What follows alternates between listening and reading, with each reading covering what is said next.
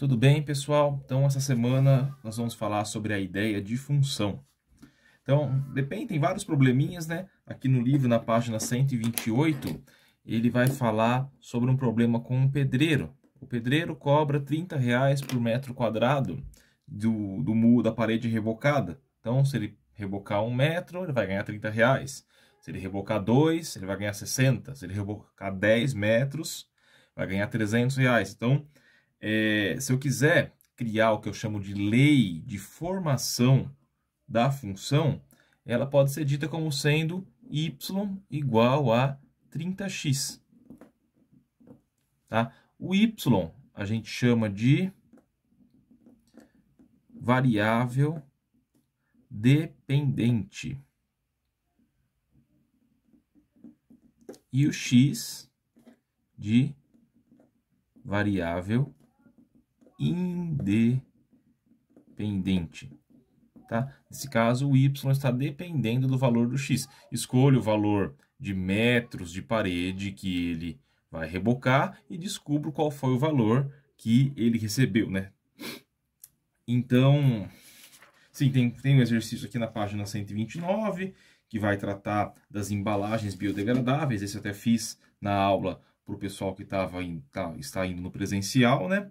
E é comum falar também da notação de f de x, né? F de x não é nada mais, gente, do que pegar no lugar desse y e escrever assim, ó, f de x igual a 30 vezes x, tá? A função fica sendo a mesma, ela só tem uma nova maneira de ser escrita, tá? Geralmente, trabalhamos aqui com f de x, mas não é para assustar, caso apareça lá y igual a 30x, é a mesma coisa, tá? Eu tenho 3 tipos de problema que eu preciso me preocupar nesse primeiro momento. O primeiro deles é o seguinte: o que representa para mim calcular, por exemplo, f de 3? Tá? F de 3 vai ser o quê? Eu vou pegar essa função aqui, no lugar do x eu vou colocar o 3. Então, 30 vezes 3 igual a 90. O que faz? Qual que é o f de 5? 30 vezes 5 igual a 150.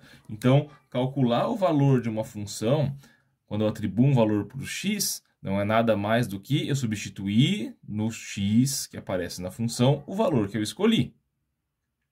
Tá? E quando o problema for assim, quando que f de x é igual a 180? Aí eu vou ter que descobrir qual é o valor de x que torna f de x igual a 180, ou seja, igualo aqui 30x igual a 180, x igual a 6. Tá? Isso quer dizer o seguinte: f de 6 é igual a 180. Tá? Então, aqui eu tenho alguns exercícios na página 131 que vão trabalhar com esses conceitos. Ok? Um outro tipo de exercício é quando eu posso te dar um quadro com valores de x e de f de x e te perguntar qual é a minha função, tá? Esse vai aparecer aí no livro daqui a alguns... vai aparecer no livro daqui a pouco, tá? Então, toda função ela pode me gerar um gráfico. Então, tem que lembrar lá como que eu faço para encontrar o pontinho lá no plano cartesiano. Então, se eu tiver aqui uma função, vamos lá, igual, eu vou pegar a situação aqui que está na página 133. Ele faz um gráfico aqui.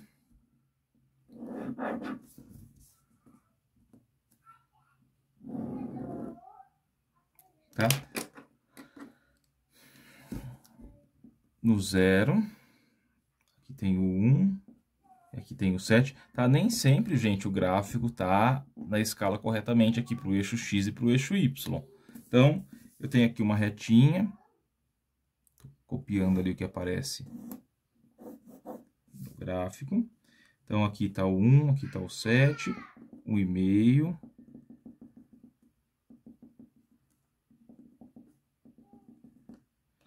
1,5 vai ser 10,5. Então, quando eu olhar aqui para a minha função, o que vai acontecer? Se cada pontinho em que a reta passa, ele tem coordenadas assim, x, f de x, ou x, y, certo? O que isso quer dizer? Esse ponto aqui é 0. 0 para o x, 0 para o y. Então, é o ponto 0, 0. Isso quer dizer que f de 0 é igual a 0, né? A coordenada não é assim? X, f de x. Tá? Ele também passa pelo ponto